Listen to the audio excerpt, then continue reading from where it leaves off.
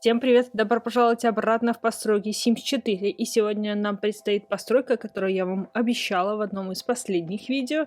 И я все-таки выполняю свое обещание, хотя я была в больших-больших сомнениях, потому что я, в принципе, не сильна в постройке домов, а также в оформлении зелени, короче, вокруг домов, всего вот этого я, мягко говоря, не сильна. А тут как бы все на этом построено, потому что нам предстоит построить английскую деревушку, точнее такой квартальчик английской деревушки, немного такой закрытый, с домами, немножко попроще, немножко посложнее, и с куском реки посередине.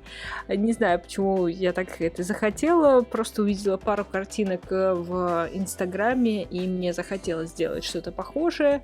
Я даже пыталась подписаться на этот канал, который там выставляет, но что-то мне не все нравится. Я стараюсь фильтровать очень сильно то, на что я подписана в Инстаграме, чтобы все меня радовало. Это такой, как детокс называется, в общем. Но нам предстоит постройка, и на самом деле это первая часть.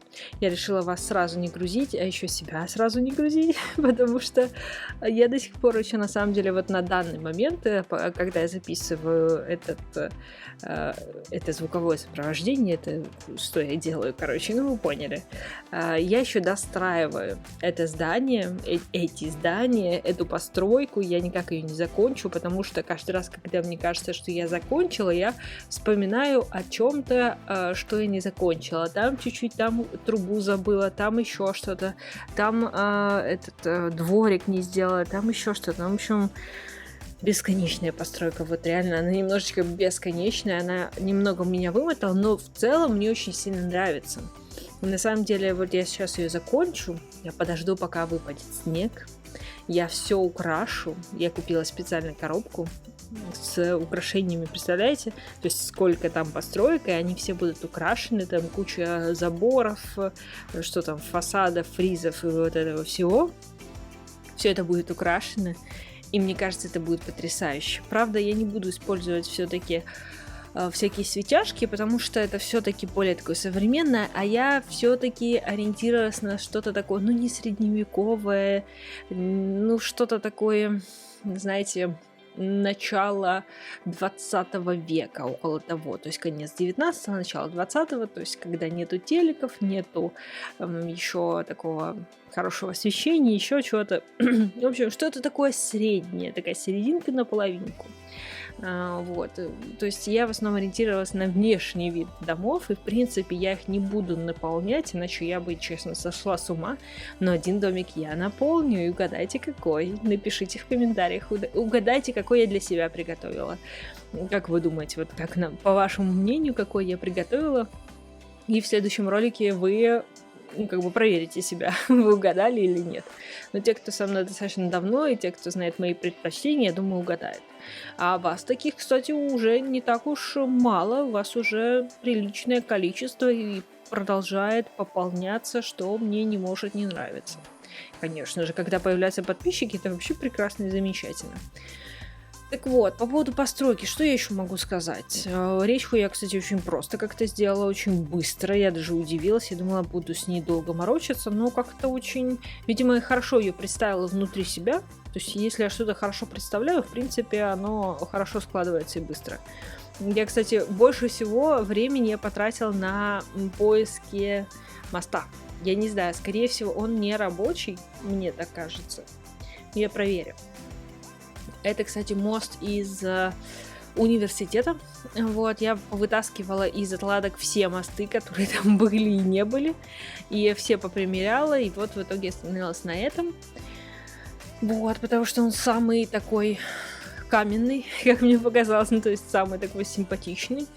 Вот, то есть тут все такое немножко каменное, соломенное, то есть здесь нету бетона, стекла, которое я так не люблю в современных городах, просто то, что строится, вот это из бетона и стекла, эти высотки, это просто какой-то кошмар. У нас тут в городе есть высотка, она типа супер элитная, но она вся из стекла, то есть все внешние стены это стекло, ну, типа окно, вот. и ты даже не можешь открыть его, то есть это такой монолит. То есть ты заходишь в свою квартиру, как в аквариум, полнейший закрытый аквариум. Это так странно, и притом очень многие люди хотят туда попасть, прям писаются кипятком, чтобы там взять квартиру. Это же так престижно, так элитно. А я как представила, что невозможно открыть форточку. И там же стекла такие, которые, ну, знаете, полностью подавляют все шумы. То есть у тебя только шумы твоей квартиры. И если ты остаешься один, как бы у тебя никого нету еще в квартире, это тишина, это гробовая тишина. Это, мне кажется, это пугающе вообще. На самом деле это мой кошмарный сон. Потому что я даже зимой очень часто открываю форточку, и у нас... Точнее, у меня в квартире такие не супер классные окна, они достаточно старые, уже рассохшиеся, все никак не поменяем их.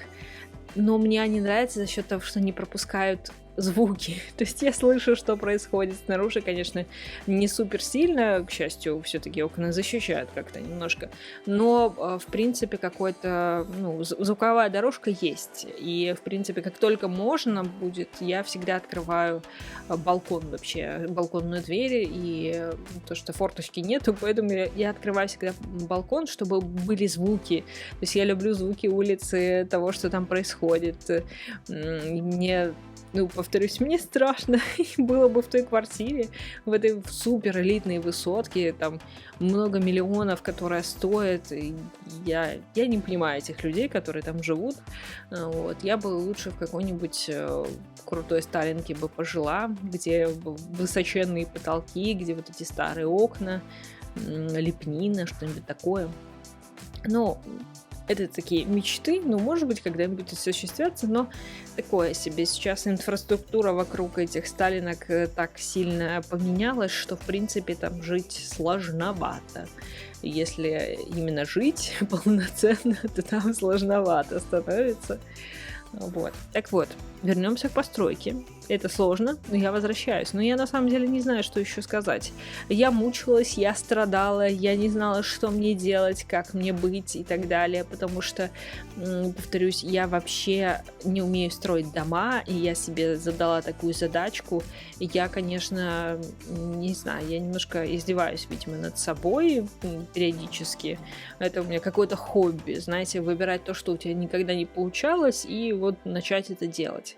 С одной стороны, это, конечно, типа хорошо, можно чему-то научиться, но в итоге ничему, мне кажется, я не научилась, я просто помучилась.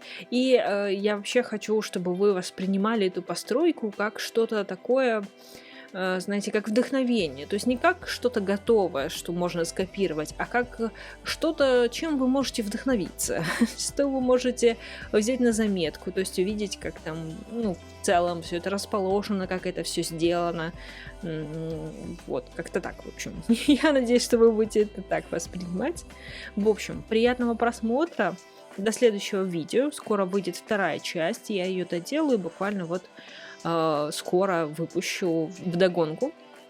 Когда она будет здесь ссылочка на следующую часть. И там будет немножко повеселее, потому что будет уже наполнение. Я все-таки заполню парочку помещений, только выделенных помещений. Один домик и 2 общественных участка я сделаю. Но тоже попробуйте угадать, какие.